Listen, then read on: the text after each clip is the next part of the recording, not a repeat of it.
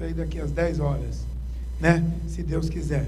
E eu quero dizer para vocês, fiquem bastante à vontade, porque esta casa é a sua casa. Aleluia. Nós vamos ler Hebreus capítulo 11. Hebreus capítulo 11, versículos 35 em diante. Vamos ler só o final do capítulo e o primeiro versículo do capítulo 12, da carta do apóstolo Paulo aos Hebreus. Aleluia. Glória a Deus.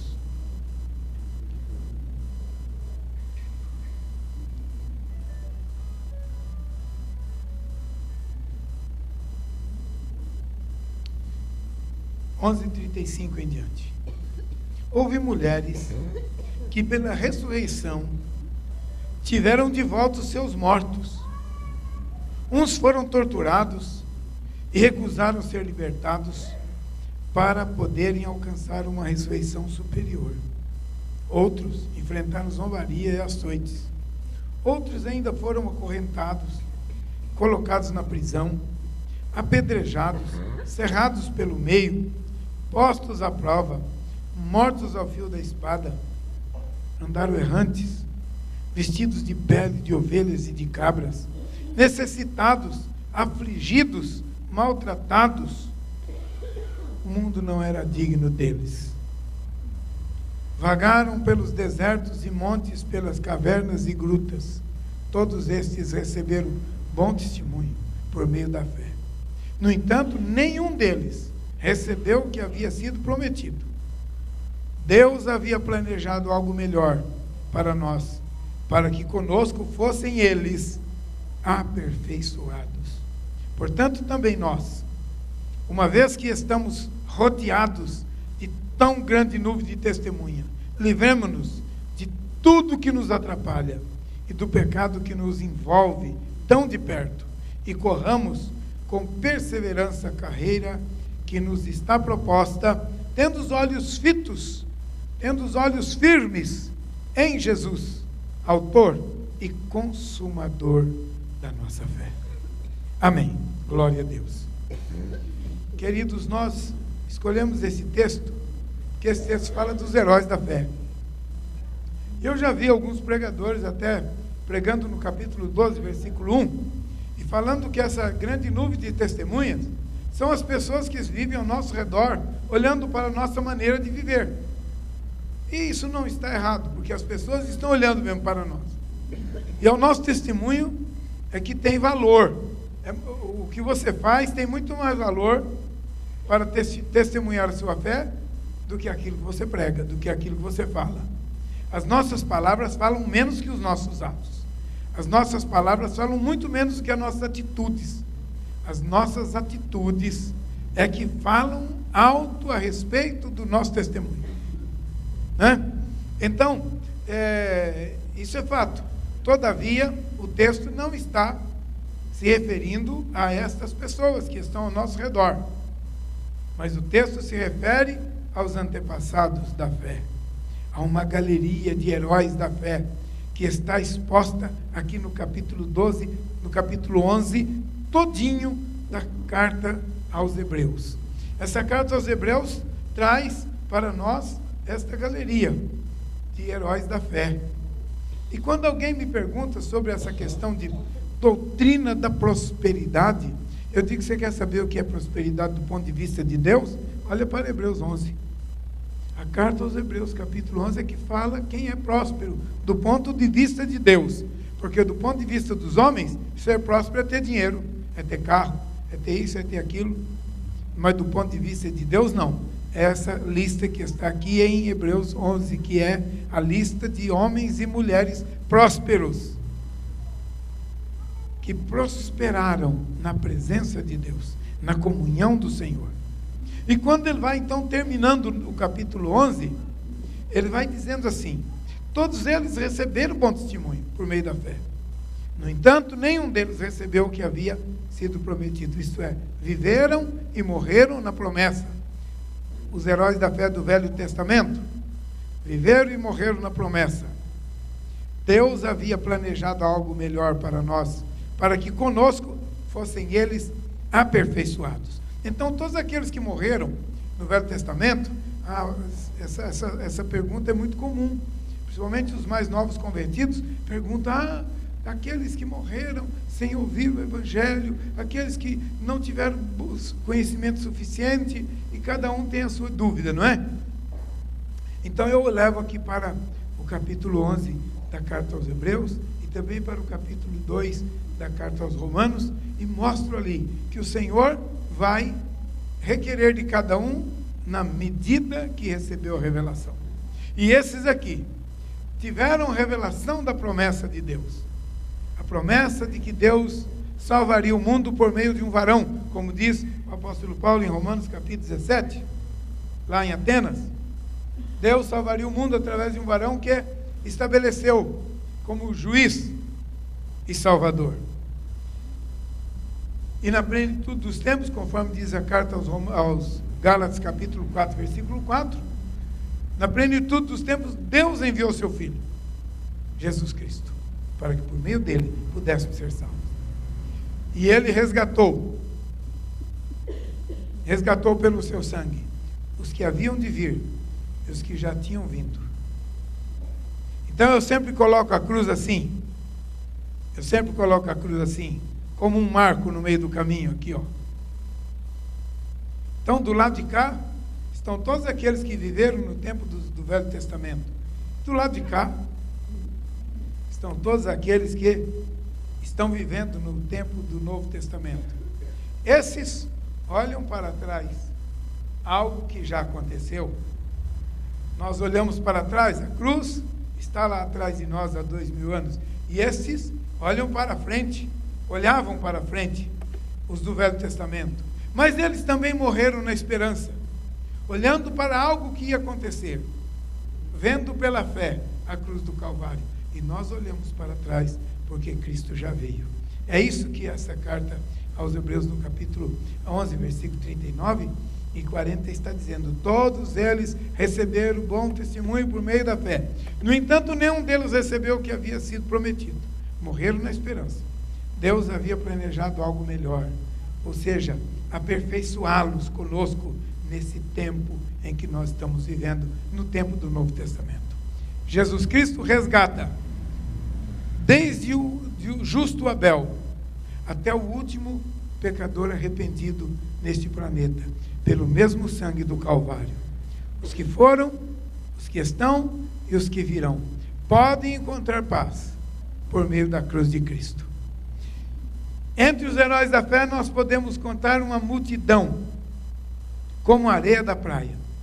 Se nós fôssemos enumerar aqui os heróis da fé, nós passaríamos a noite toda.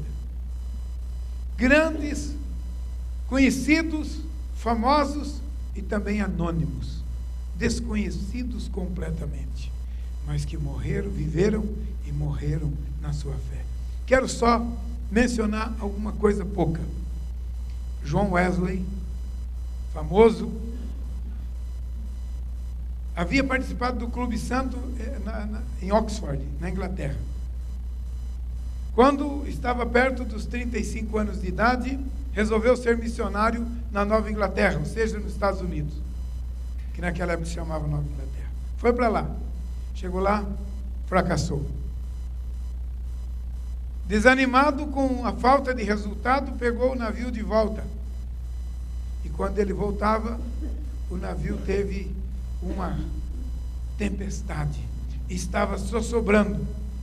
Isso é, estava quase a naufragar. As pessoas gritavam e choravam em desespero, enquanto um grupo de cristãos moravianos cantavam e adoravam a Deus dentro do barco que estava se afundando. Lá dentro daquele navio, John Wesley descobriu que ele tinha uma religião, mas ele precisava de salvação. Que ele tinha um testemunho, mas ele precisava de uma transformação de vida. E ali ele teve a sua experiência especial. Se tornou um filho de Deus. Voltou para a Inglaterra. Através dele e de George Whitefield e do irmão Charles Wesley, Deus fez um avivamento tremendo na Inglaterra. Milhares e milhares, milhões de pessoas se converteram? Aqueles heróis da fé que estavam naquele barco, naquele navio, nós não sabemos o nome de nenhum deles, mas foram heróis da fé, porque o testemunho vivo deles, dentro daquele barco que afundava, interferiu na vida de John Wesley e produziu como consequência o grande avivamento metodista na Inglaterra e no mundo inteiro. Chegou até nós. Certa feita eu li também um testemunho rápido de um pastor batista que abriu a igreja num dia de domingo de manhã às 9 horas, no frio chuvoso dos Estados Unidos da América do Norte. Só 2 pessoas vieram para aquele culto. Uma mulher e uma criança. Estava lá o pastor, uma mulher e uma criança. E o pastor chegou à conclusão que deveria fazer o trabalho de escola dominical. Porque só tinha 2 pessoas, ia cancelar? Não, vamos fazer. Começou a cantar alguns hinos, ministrou a palavra. Na hora que ele começou a ministrar a palavra, entrou um jovem. Entrou um jovem com um chapelão na cabeça, uma bota toda suja de lama da rua, que a rua era de barro, rua de terra. Entrou aquele jovem, encostou assim do lado de fora da igreja, e aquele pastor olhou e disse: entra aí, fica à vontade. Não, eu estou com a bota suja de terra, e eu não vou entrar não. Não, pode entrar, fica à vontade, a gente lava a igreja depois, se sujar, fica à vontade. O jovem entrou, sentou lá no último banco e ficou lá.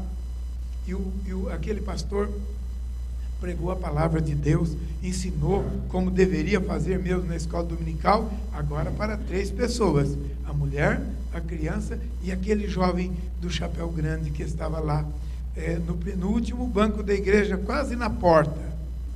Quando terminou aquela escola dominical, aquele jovem veio e disse: eu entendi a mensagem, e hoje eu quero entregar o meu coração para Jesus. Hoje eu quero ter uma nova vida. E aquele jovem é nada menos do que o Dr. Billy Graham. Nada menos que o Dr. Billy Graham, que ganhou milhares e milhares de pessoas para Jesus. No ano de 1974, eu fui ao Maracanã numa conferência do Billy Graham. 1974. Estávamos naquele estádio em 120 mil pessoas. Cada noite houve no mínimo 3.000 conversões. Resultado daquele herói da fé que abriu a igreja num dia de domingo para 3 pessoas participarem do culto, a despeito da chuva, a despeito do frio. Ele foi para a casa do Senhor, abriu e fez o culto de adoração e louvor, e ganhou nada menos do que o maior evangelista do século XX, Dr. Billy Graham. Esses são os anônimos heróis da fé. Billy Graham não é anônimo, mas o pastor que o ganhou para Jesus é um herói anônimo. E assim nós podemos olhar para trás e falar com toda segurança: o pastor Josias é quase um anônimo.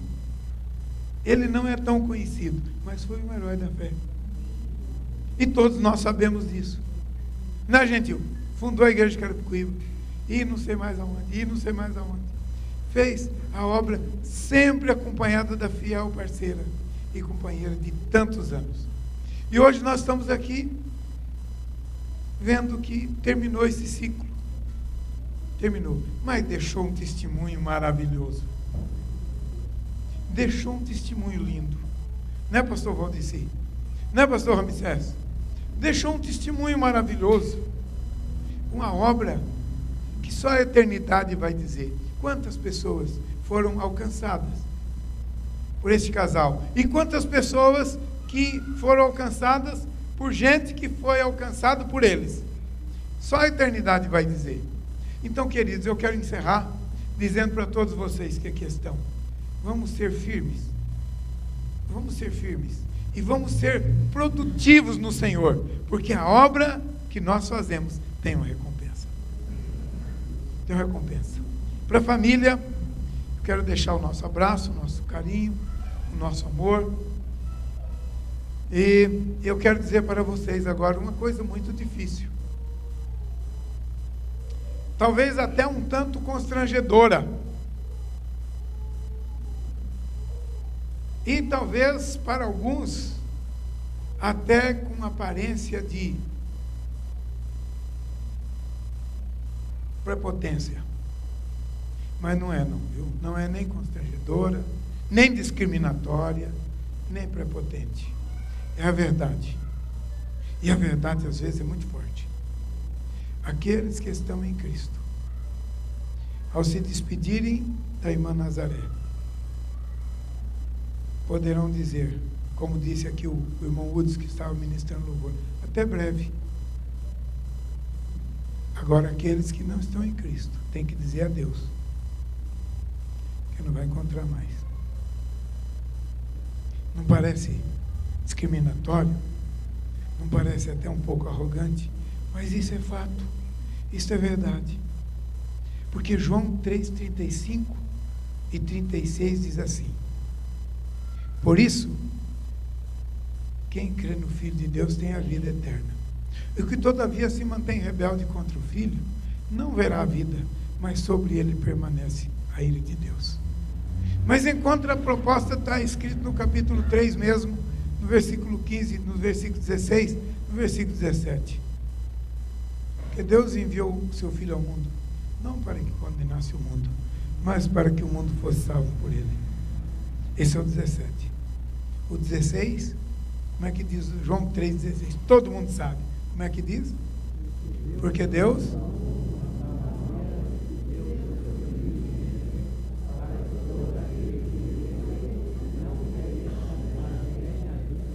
Amém. E o capítulo 1, versículo 11, alguém lembra? Hã? Mas a todos que o receberam, deu-lhes o poder de serem feitos filhos de Deus, a saber, os que creem no seu nome, os quais não nasceram da carne, nem do sangue, e nem da vontade do homem, mas da vontade de Deus. Então, querido, se você está aqui hoje, e você ainda não deu o seu coração para Jesus, se você fizer isto, você vai reencontrar Pastor Josias, Irmã Nazaré, os heróis da fé, do Novo e do Velho Testamento. Agora, se você não fizer isto, então você tem que dizer adeus. Eu espero que ninguém aqui diga adeus. Eu espero que aqui todos digam até breve. Amém? Eu vou só fazer uma oração e já vou passar a palavra para o Daniel. E o Daniel vai dar sequência, porque agora são 8 horas e 50 minutos. Nós fizemos esta parte só também para cumprir o nosso trabalho de quarta-feira. Amém? Vamos ficar em pé para nós orarmos ao Senhor. Aleluia. Aleluia. Glória a Deus. Levante sua mão assim comigo para o céu. Senhor Jesus, eu quero te agradecer, ó Deus, pela vida deste casal, Josias e Nazaré, que se serviram e fizeram a tua obra com tanto amor, com tanta dedicação, por tantos anos. E agora que está encerrando este ciclo, eu quero te agradecer, porque nós temos necessidade de pessoas que façam a obra, e eles vieram e fizeram a parte deles. Agora, Senhor, eu quero pedir a tua bênção sobre essas vidas que aqui se encontram, especialmente aqueles que ainda não professaram a Jesus como Salvador, para que possam ser, Senhor, tocados pelo teu Espírito, no culto, na reunião desta noite, possam ser atingidos pela tua presença e pelo teu poder. Ó Deus, salvando, libertando, transformando, fazendo novas criaturas, para entrar no teu reino, para fazer parte do teu povo, no Espírito e na verdade, em nome de Jesus. Amém, Senhor. Amém, Jesus. Pode sentar, queridos. Daniel, é a sua palavra.